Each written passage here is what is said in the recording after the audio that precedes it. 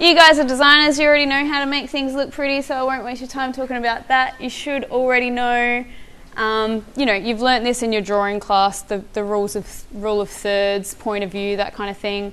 But remember that stuff and look at what other people are doing, take inspiration, copy what other people are doing. Whenever I want to make a video or a photo, I always look at what am I trying to recreate, what genre am I trying to fit into, and just steal a bunch of resources from them because they've got great ideas. They can show you what the lighting should look like, what other things you should have in your frame. And having other things in it is important, so you're not usually going to be just showing your product. It's often not just going to be your product still on a white background, so think about what else is in the picture and what do those things mean. So for example, if you're shooting something in a bedroom, might be your bedroom, but does that bedroom represent your audience or, what point you're trying to get across? So treat every shot in your film like it's a poster. So you spend ages doing, tender loving care onto your posters that you submit. Try to have that in mind when you're doing your videos as well, because every shot matters. The most important question you need to ask when you're doing anything, when you're, designing your product, when you're making posters, and when you're shooting video, is who is it for? So if this is a video for an internal for a company, you're not going to have to worry about sharing too much technical information or IP. You're going to be able to put it all out on the table. People are generally going to know, the jargon and what you're talking about, and they're going to be able to be there to ask you follow-up questions as well. You don't have to worry too much about copyright as well if you're doing it in your own company. You're just kind of showing them what's what. And you're also selling them on it often as well. So they want to know what it is, what it's about, and why they should invest in it. The design show side of things, you're not going to be there to explain yourself. People that are watching this aren't necessarily going to be speaking English. Your video might be played on a screen in the background with the sound turned off. So you're going to have to portray everything you need to with just strictly visuals. So think about that as well. And then if it's an instructional video, the visuals don't care except for to explain exactly what you're doing. You don't need to sell them on the aesthetic or the branding. You just need to, they've already bought it. They just want to know how to use it. So just as informational as possible. And then advertising, you drill down again, who is it for? Are you advertising to the user or are you advertising to the person that's buying it? And they're not always the same thing. Kids advertisements, they usually advertise to the kids to nag the parents to buy it. So really think about, again, who is it for and are they the person buying it? Every film tells a story, and it doesn't matter how short or long it is. There's no excuse not to have a story. So I'll just show you a quick example of what I think is an amazing story.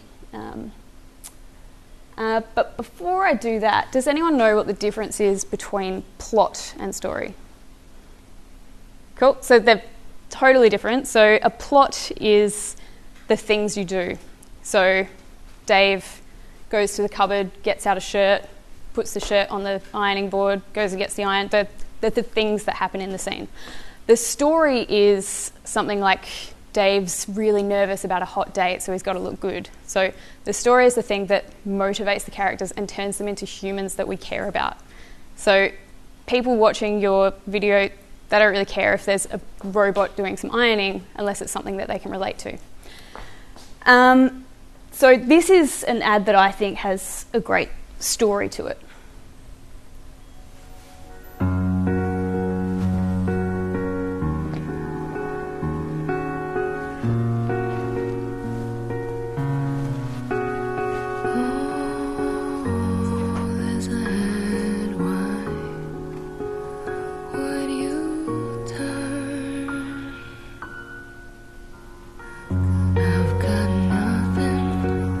Nothing more, 'cause you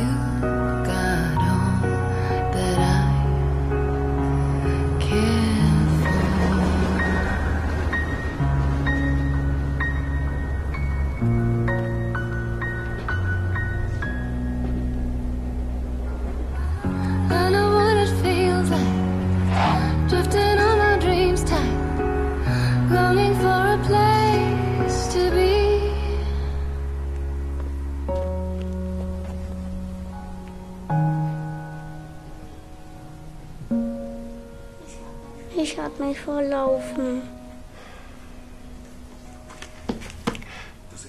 Das ist jetzt aber wirklich das letzte Mal. Oder?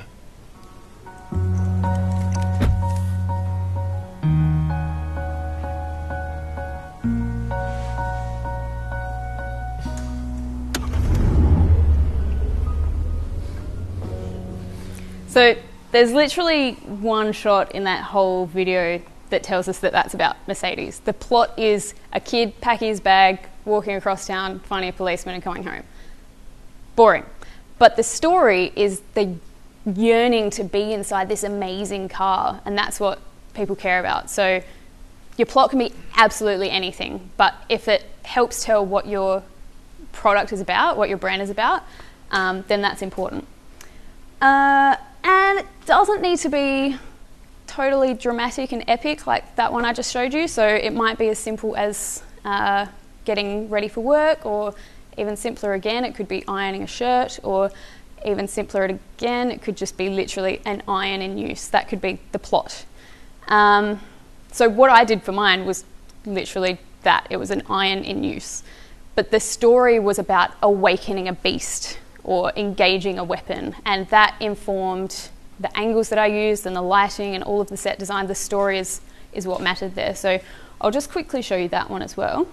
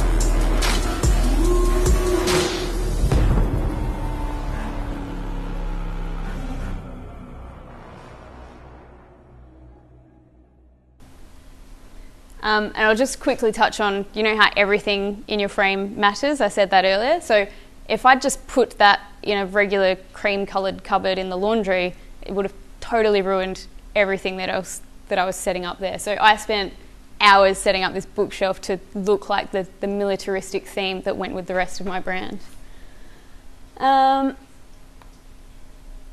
So there is also the opportunity. I know that the third years are doing more of a documentary style, kind of factual. You don't have the excuse to not have a story as well. So I'm going to give you another example of a really great, just process-based film that actually tells a really good story.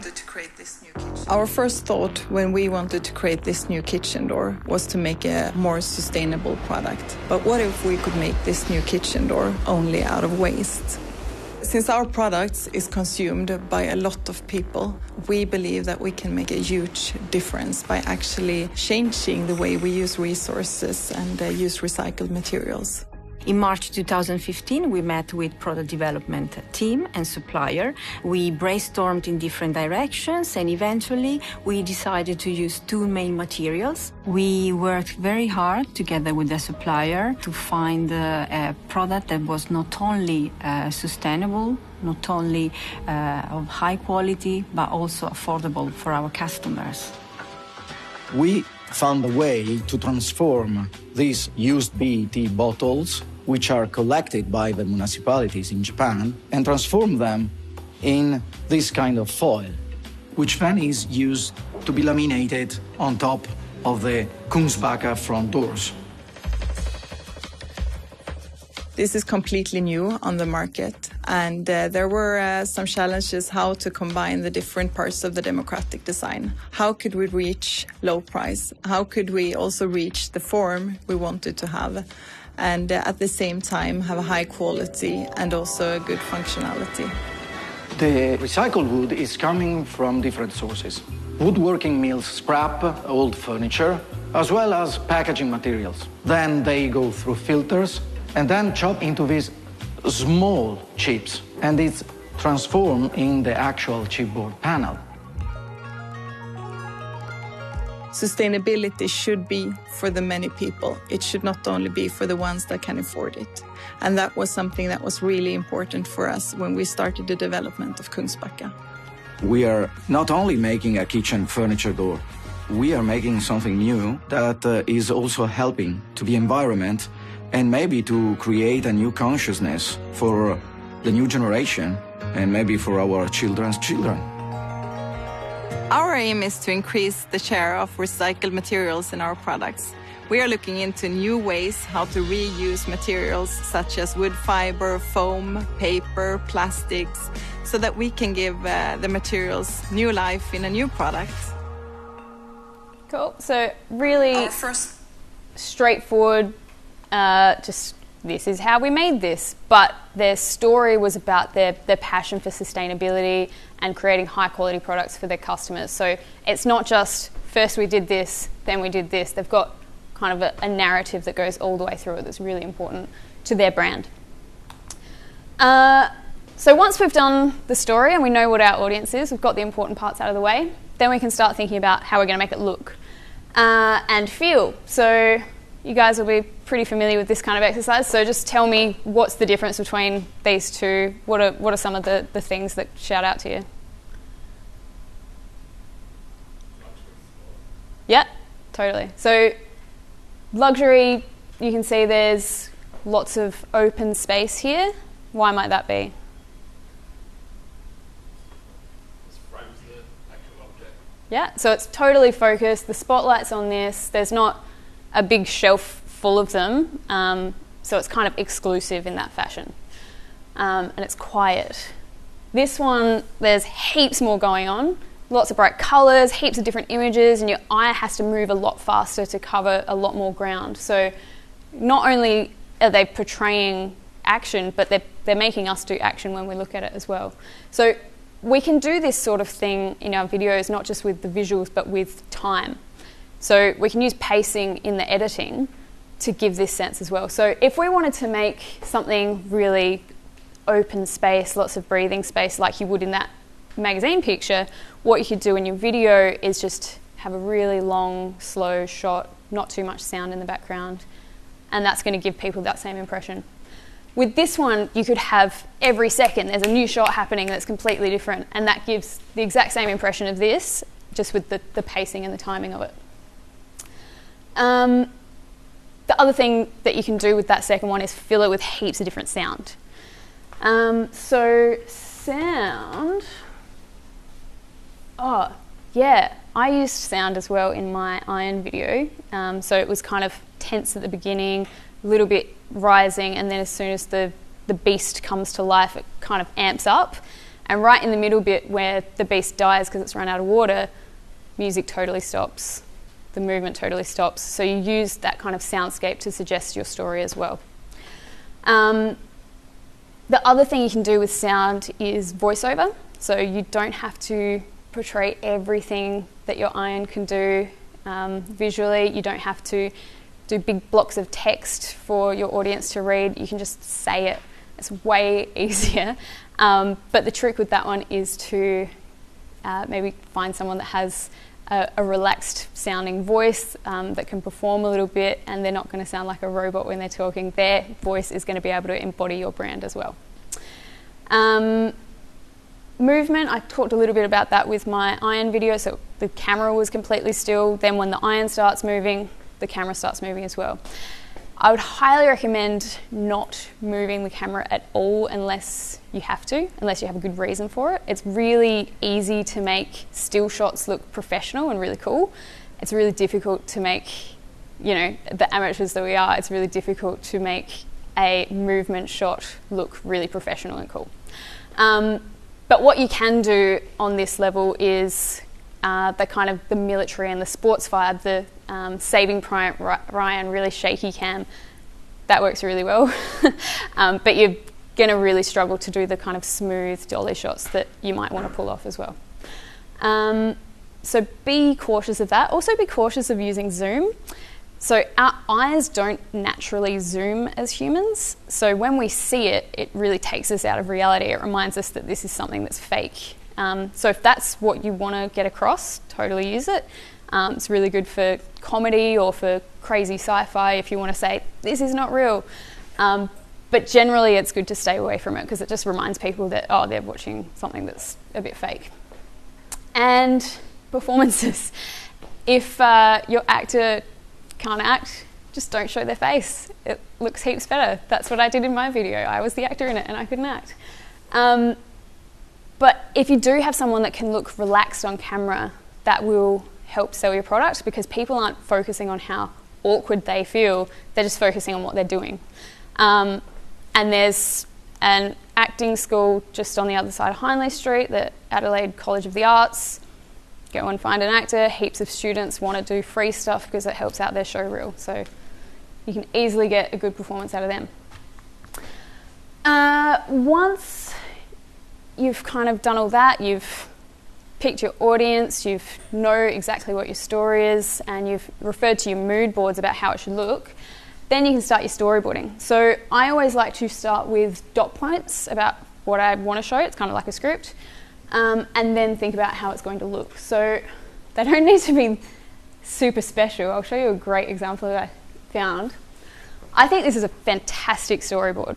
The drawings are kind of crude, but it shows exactly what's happening. So you can see this is a terrible drawing of a van, but you can see it's in the distance here and it's driving that way. We're at the back of the van here. And now, the way that it's been drawn, you can see that we're inside it. So the drawings don't have to be that special, they just have to give us a sense of where we are and how things are working. So, yeah, always refer back to audience, story, your brand, and when you look at your storyboards, think, if I had never seen this before, would I know what it's talking about? Show it to someone that hasn't ever seen it before and see if they get it. And if anything doesn't help to tell your story, just cut it out. It's no loss. Keep it simple. If it doesn't make sense on paper, it's likely not going to make sense on video. So take the time to make sure it does make sense on paper. Make it work like you would with a comic book, so it's easy to read for anyone. So Josh, can I borrow you for a sec? Can you stand up? And sorry, what was your name? Ryan. Ryan, can you jump up here with Josh? You can stand here. Sure. Ryan, you can come and stand here. So if I want to film these two guys having a conversation, I might start looking at Josh. If I'm the camera and he's just having a chat here, that's going to look something like he's looking that way. And if I want to shoot the other way, stand over here. Pretty straightforward. He's looking that way. If after I'd shot my first shot with Josh, I'd said, that was great, I'm going to come around and shoot the next one from here, then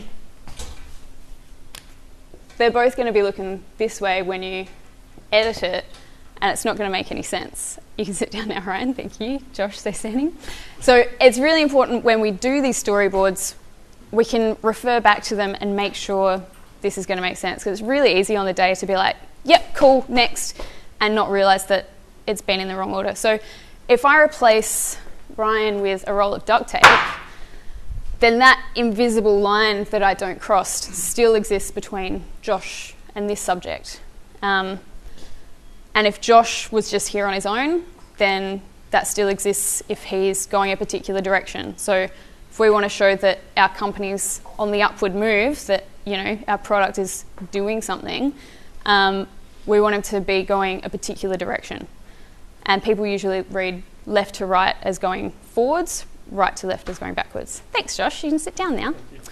And the same goes again for if it was literally just a roll of duct tape. So if I wanted to pick it up and then say, oh, cool, now I'm going to do this with it, you can always move this in a particular direction when you're interacting with it as well.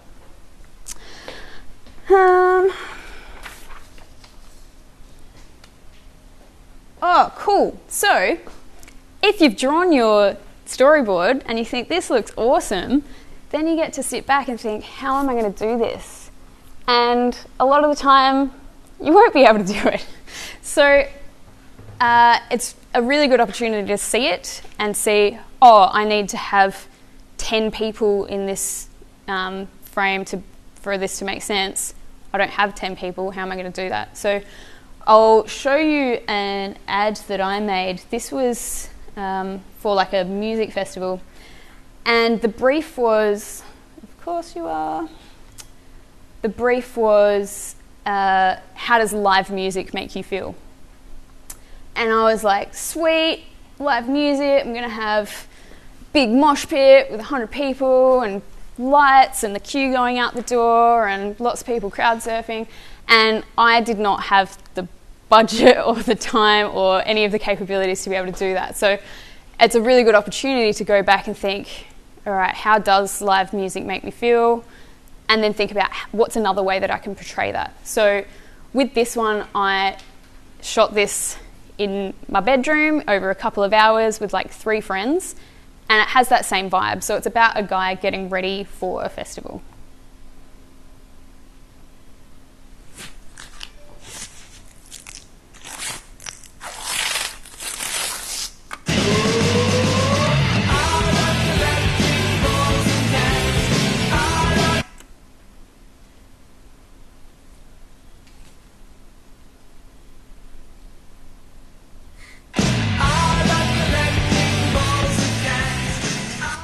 Heaps easier than getting a crowd of 1,000 people under my control.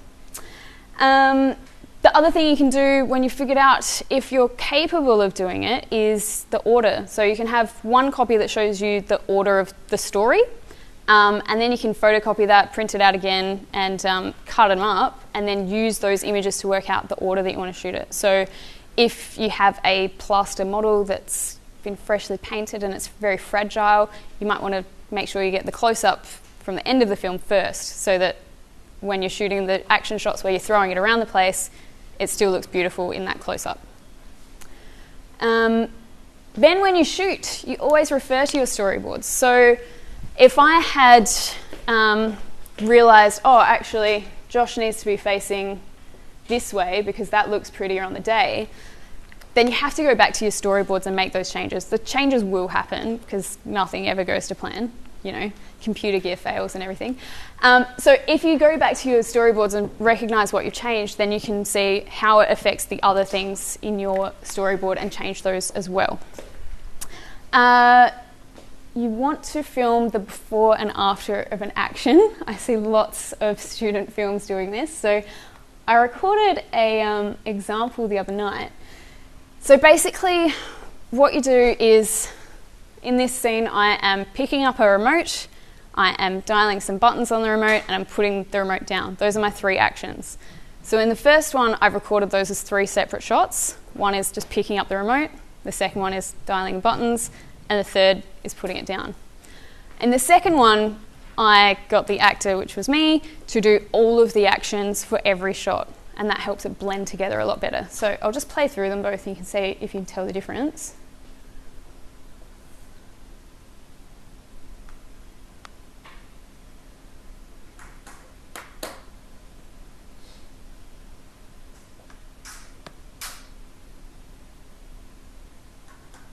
So it's really simple, easy to do, and it just makes it heaps smoother. So in this one you can see picking it up and it stays picking up, and in this one it's just my hands all over the place in different places and it just doesn't make sense. So I know it makes sense when you script it and when you want to edit it, but on the day it's really easy to forget about those before and after bits. So just having a little bit of leeway on yourself makes it way easier in the edit. I'll do it in slow-mo. So picking it up, hands on my knee, then, oh, my hand's meant to be over here, cool, let's start dialing. And, oh, I'm doing something else, cool, got that shot though because I put the remote down. And then the next one, smooth movement, and I'm still dialing when I cut back out to the wide. And then if you realise that, oh, that close-up didn't work at all, then you have a wide shot that covers it anyway, so you don't need it. There's going to be other sounds happening. It might be a fridge, it might be your neighbour's lawnmower, and those things are kind of difficult to control, but the things that you can control, you should. So if you want to shoot a big crowd scene and have lots of background noise while, you know, your things are happening, that's all cool, but shoot the background noise separately. Try to keep everything as quietly as possible and add the extra sounds later. Same with music, never play music in the background. It's way easier to add it later because it's never going to match up from shot to shot, and you'll have lots of different shots of different parts of the song playing. And it takes way longer than you think it will. Did yours take longer than you thought it would last year? You did an all-dayer with like 3 guys working together, didn't you?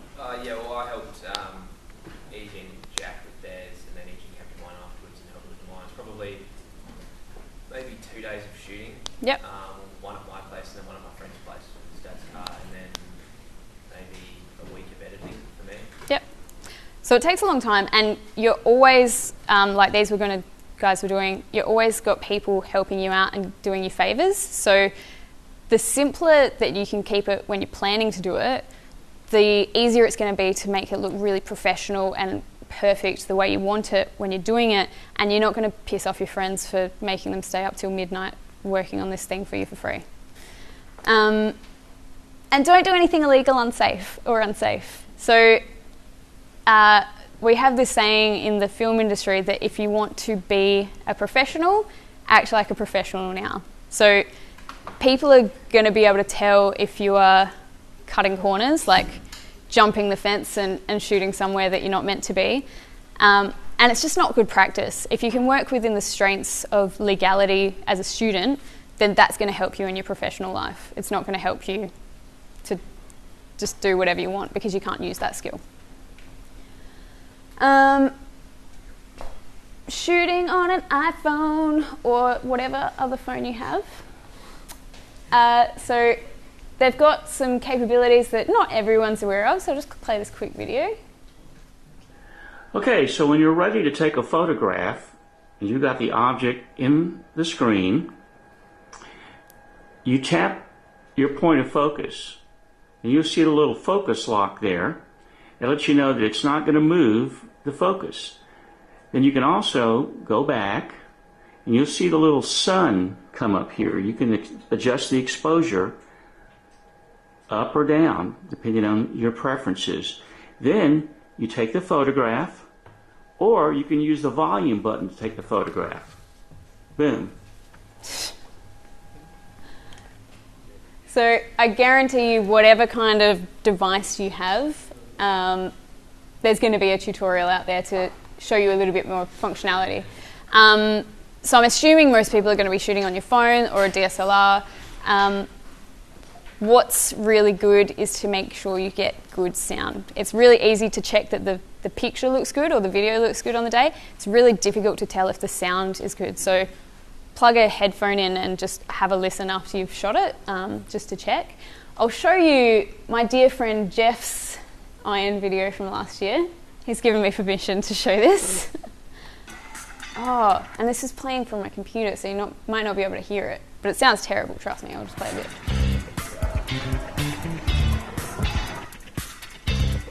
Power is the most important thing to me.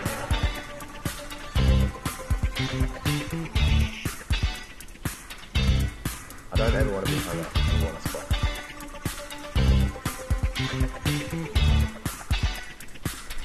I want to be able to move easily. It's important to be agile. And that's when it just clicked. Okay, so the problem that Jeff was having there was he was shooting on his phone, which is fine, but his phone was over here, and then the person that was talking was all the way over here. So a good way to get around that is to have one phone or camera or whatever you're using do the video, and then have a second phone that's a little bit closer to the subject. And you can buy, where have we? That kind of thing. This is what I'm wearing now for $20 from Jcar.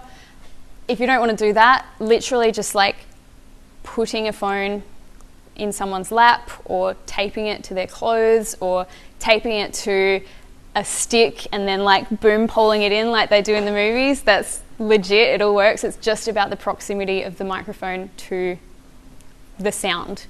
So it's really easy to get good sound, you just have to be conscious of trying to do it. Keeping the camera steady, so here's a bit of hardware that I made up. So this is a tripod that I bought for $15 from Officeworks. It comes up all the way to like here, which is handy. And then this is like the top of a selfie stick. So you can just twist that off a selfie stick, put it onto the plate that comes with the tripod, and you've got yourself a special phone tripod. So that's what, like 35-ish bucks. If you don't want to fork that out, totally understand. Who does for a uni assignment? So the other thing you can do is tape your phone to a table or a bin or a tree. Just, you know, you can just make sure it's steadily attached to anything and it will help you out. If you want it to be moving, you might have a selfie stick or something like that. You can attach something really heavy to the bottom. And what that does is, the reason that we get those vibrations when we hold a phone is because the phone is light enough to respond to it. So if we attach something really heavy to the bottom of our selfie stick, have the phone up the top, then whatever vibrations we're setting through, it's not going to be enough to shake this really heavy thing. So it's going to make it a lot more steady. I'll probably leave this one here for the next few weeks if you guys want to borrow it, and I'll come pick it up when your assignment's done. If you want to use handheld, then make sure your feet are planted steadily, far apart, a little bit of a bend in the knees. You lock your elbows in and you don't breathe at all. And that's the steadiest shot you can get handheld as well. And you can use that with your knees bent to get a little bit of a dolly happening as well. So don't dolly with your hands, dolly with your whole body. What else have I got on that? Ooh! So if you want to, I get so excited by my notes. In terms of that kind of dolly movement, when we're shooting it on our phone, we will get a little bit of that shake. If there's not going to be a person or action or movement happening in the scene, if the only thing that's moving is the camera, then there's a little bit of a trick with slow-mo that you can use. So I'll just show you this awesome slow-mo track I got of my mug. So this is the one I did in real time, and you can see it's just a little bit bumpy, not super smooth. So with this one, I was moving 2 or 3 times as fast, but I had slow-mo turned on, and you can see the difference in this one. So it's just way smoother.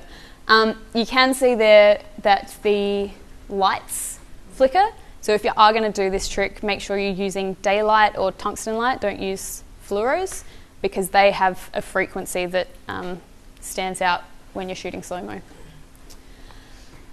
And yeah, so in terms of light sources, shooting outside is awesome. Shooting by a window is awesome. With top-down lights, you often get kind of bags under people's eyes. So for the third years, if you guys are shooting like interviews with anyone, if you want them to, you know, have a flattering appearance, you put them near a window, or you put a lamp near them, something that's going to illuminate their whole face, not just make them look shadowy and angry.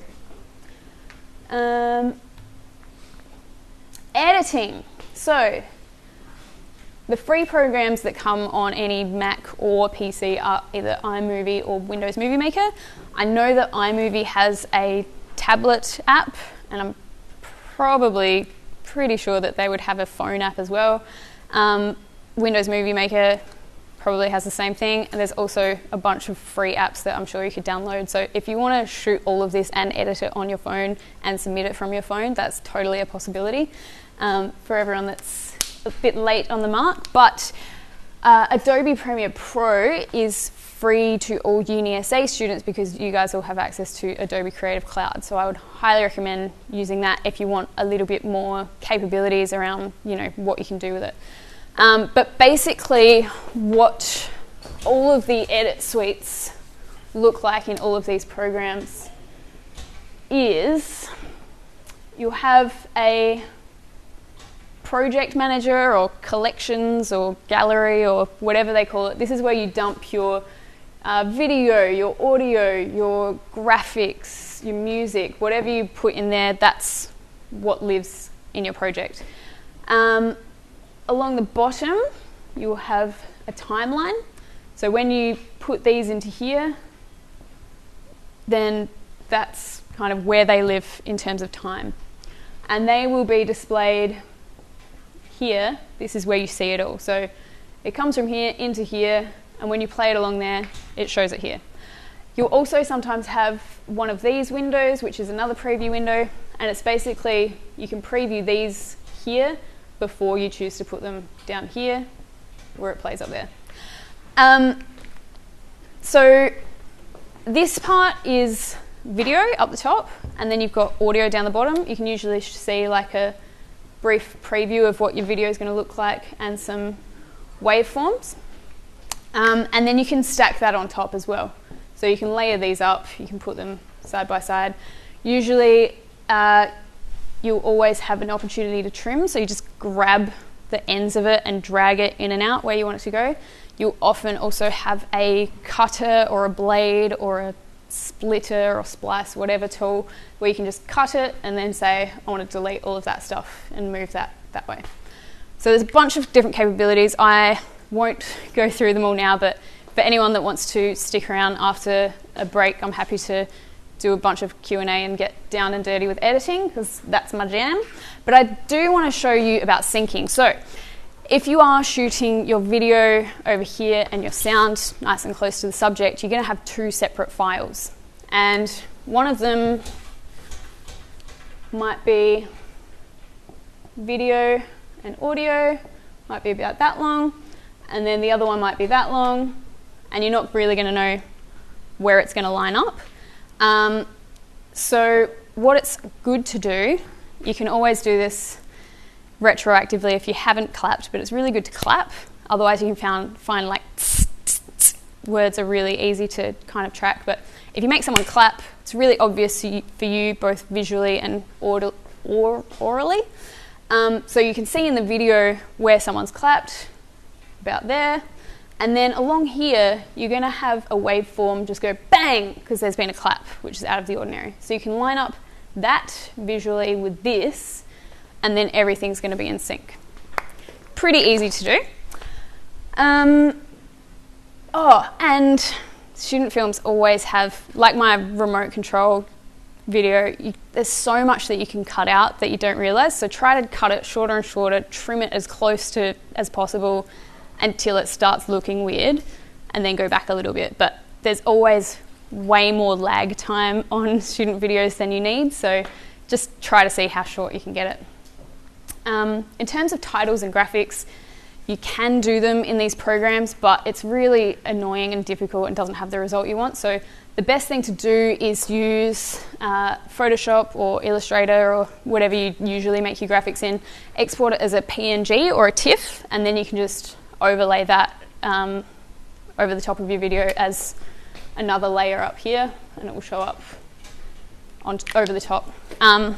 And Premiere Pro also lets you have Photoshop documents in there as a layer, and you can go back and edit the document, and then it will update in the project file as well, which is pretty cool. So music, there's heaps of free places to get royalty-free music. So a lot of them just upload it for free, they don't care, and a lot of them use Creative Commons licenses, which is kind of open source but for creative people. So they put up media, you can use it, and you just have to say at the end of your video, hey, this person made this music, thanks. So that's really cool. There's also some sound effects websites. These are just a couple that I found, there's heaps of them. But those are free ones that are pretty good, and they have lots of steam sounds and iron sounds. That's where I got some of the sounds from my iron video. And this is a way for you to represent materials that you can't make in your models. So if you've got a heavy plaster model but you want it to sound like, you know, hollow aluminium or fabric even, then you can use fake sound effects to give that effect across and help improve the look and feel. You can also record your own. I highly recommend doing this. It's usually heaps easier than trying to find something that already exists.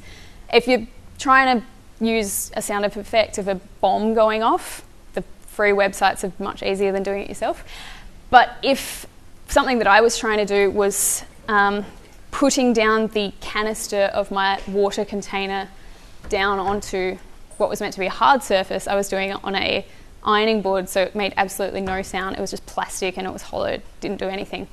So I wanted that to sound like kind of gunmetal and like it had water in it. So for one thing, I just did a thunk of something that I had, recorded that on my phone. It wasn't on my phone, it was my friend's recording gear, but you get the same deal. And then I had a separate sound effect of just like shaking the water bottle with a little bit of water in it, putting that together, and it made the exact sound effect that I wanted, and was heaps faster and easier than trawling through the internet for hours trying to find something that didn't exist. So I've already talked about Creative Commons a little bit and just crediting things that you don't own and people want credit for, but also just anything that you don't own the right to. If it's a mainstream song and someone sees that on your showreel or portfolio later on down the track, they're going to be like, oh, this person wasn't really taking it seriously. If you've got logos and stuff that people are wearing, anything that doesn't belong to you is kind of detracting from your credibility if you don't own it. So if you do want to put these online later on down the track and use it as part of your portfolio, try to just keep it all legal, make sure you own everything and that you only show what you own. That's pretty much it. And so I'll do a demo after like a 10-minute break. For anyone that wants to stick around, I'll show you some more useful, intricate stuff in terms of editing, and any questions you want to shout at me, I should be able to pull it off in front of you. Cool. Any questions for now? Easy. Go make some movies.